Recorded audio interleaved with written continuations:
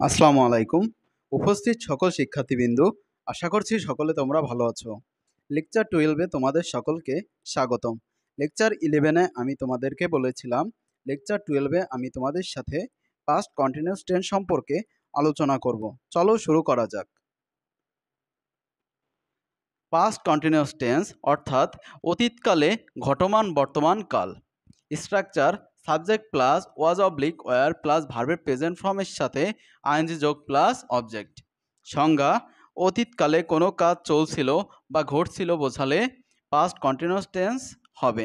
চিনবার উপায় বাংলা ক্রিয়ার শেষে তেছিল, তেছিলে, তেছিলেন, তেছিলাম বা এমন কোনো সেন্টেন্স যা দ্বারা চলমান কোনো বাক্য বোঝাচ্ছিল সেটি পাস্ট কন্টিনিউয়াস টেন্স হবে। এক্সাম্পল, তারা পুকুরে মাছ ধরিতেছিল। এখানে আমরা যদি সেন্টেন্সটির শেষের ওয়ার্ডের দিকে লক্ষ্য করি তাহলে আমরা দেখতে পাচ্ছি চিনবার উপায়ের মধ্যেও এই তেছিল শব্দটি আছে। অর্থাৎ যখন এই সেন্টেন্স এবং চিনবার উপায়ে উভয়ের মধ্যে তেছিল আছে, অর্থাৎ আমরা নিশ্চিত হতে পারলাম এটি পাস্ট কন্টিনিউয়াস টেন্সের একটি সেন্টেন্স। যখন আমরা নিশ্চিত হতে পেরেছি যে এটি পাস্ট কন্টিনিউয়াস টেন্সের একটি সেন্টেন্স, এর পরবর্তী কাজ হবে স্ট্রাকচারকে অনুসরণ করা। স্ট্রাকচারের প্রথমে আছে সাবজেক্ট, অর্থাৎ আমরা সেন্টেন্স থেকে সর্বপ্রথম সাবজেক্টকে নির্ধারণ করব। আমরা জানি কে অথবা কারা দ্বারা প্রশ্ন করলে সাবজেক্ট পাওয়া যায়। তাহলে আমরা এখানে প্রশ্ন করি, কারা পুকুরে মাছ ধরিতেছিল? তারা ধরিতেছিল। তাহলে এখানে তারা শব্দটি হচ্ছে সাবজেক্ট। সাবজেক্টের পরবর্তীতে আমরা ওয়াজ ওয়ারের যে কোনো একটি সাবজেক্ট অনুসারে বসায় দিব।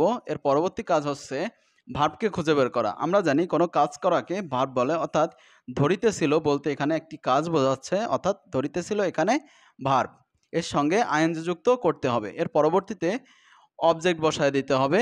আমরা জানি কি অথবা কোথায় অথবা কখন দ্বারা প্রশ্ন করলে অবজেক্ট পাওয়া যায়। অর্থাৎ কি ধরিতেছিল? মাছ ধরিতেছিল। তাহলে এখানে মাছ শব্দটি হচ্ছে অবজেক্ট। যেহেতু আমরা সাবজেক্ট, অবজেক্ট এবং ভার্বের আইএনজি যুক্ত ভার্বের আইএনজি পেয়ে গিয়েছি, এর পরবর্তী কাজ হচ্ছে টেন্স অনুসারে স্টেপ বাই স্টেপ আমরা যদি সঠিকভাবে বসায় দেই তাহলে সেন্টেন্সটি পরিপূর্ণভাবে তৈরি হয়ে যাবে। তাহলে সর্বপ্রথম আছে স্ট্রাকচারে সাবজেক্ট, অর্থাৎ তারা, দে। এর পরবর্তীতে দে এর পরে বসে ওয়ার, অর্থাৎ ওয়াজ ওয়ারের আমরা এখানে ওয়ারটা বসায় দিলাম। এর পরবর্তী কাজ হচ্ছে ভার্বের সঙ্গে আইএনজি যোগ করা, অর্থাৎ ভার্বের সাথে আইএনজি যোগ বলতে এখানে ধরি, অর্থাৎ ক্যাচ, এবং আইএনজি যোগ করলে হবে ক্যাচিং। এর পরবর্তী কাজ হচ্ছে অবজেক্টকে বসায় দেওয়া। আমরা জানি এখানে আমরা লক্ষ্য করলে দেখতে পাচ্ছি অবজেক্ট হচ্ছে মাছ, অর্থাৎ ফিশ। বাকি থেকে যাচ্ছে পুকুরে।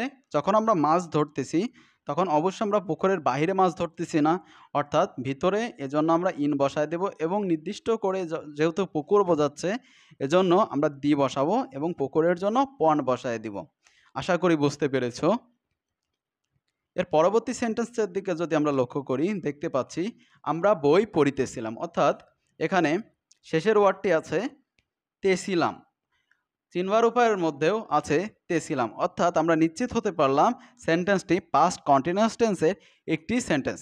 যখন আমরা নিশ্চিত হতে পারলাম তখন পরবর্তী কাজ হচ্ছে স্ট্রাকচারকে অনুসরণ করা। স্ট্রাকচারের প্রথমে আছে সাবজেক্ট, অর্থাৎ কে বা কারা দ্বারা প্রশ্ন করে আমরা সাবজেক্টকে খুঁজে বের করব। কারা বই পড়িতেছিল? আমরা পড়িতেছিলাম, অর্থাৎ আমরাটা এখানে সাবজেক্ট। এরপরে সাবজেক্ট অনুসারে আমরা ওয়াজ ওয়ারের যে কোনো একটি বসাবো। এর পরবর্তীতে ভার্বের প্রেজেন্ট ফর্মের সাথে আইএনজি যুক্ত বসায় দিব। অর্থাৎ ভার্ব বলতে এখানে আমরা কি বুঝতেছি? ভার্ব হচ্ছে এখানে পড়িতেছিলাম, অর্থাৎ কোনো কাজ করাকে ভার্ব বলে, অর্থাৎ পড়াটা এখানে কাজ, অর্থাৎ ভার্বের আইএনজি যুক্ত। এবং পরবর্তীতে আছে স্ট্রাকচার অবজেক্ট। আমরা জানি কি কোথায় কখন দ্বারা প্রশ্ন করলে অবজেক্ট পাওয়া যায়। কি পড়িতেছিলাম? বই পড়িতেছিলাম, অর্থাৎ এখানে বইটা অবজেক্ট।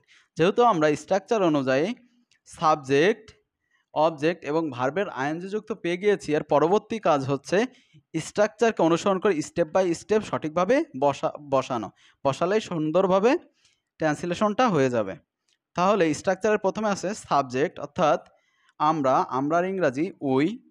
এর পরবর্তীতে উয়ের পরে ওয়ার বসে, তাহলে আমরা স্ট্রাকচারের ওয়ার বসায় দিলাম উই ওয়ার। এর পরবর্তীতে আছে ভার্বের সাথে আইএনজি যোগ, অর্থাৎ ভার্ব এখানে পড়িতেছিলাম অর্থাৎ রিড এর সাথে আইএনজি যুক্ত করলে হবে রিডিং, এবং ভার্বের সাথে আইএনজি যোগের পরে আছে অবজেক্ট, অবজেক্ট এখানে বই অর্থাৎ বুক। আশা করছি তোমরা বুঝতে পেরেছো। তাহলে টোটাল সেন্টেন্সটি হচ্ছে উই ওয়ার রিডিং বুক।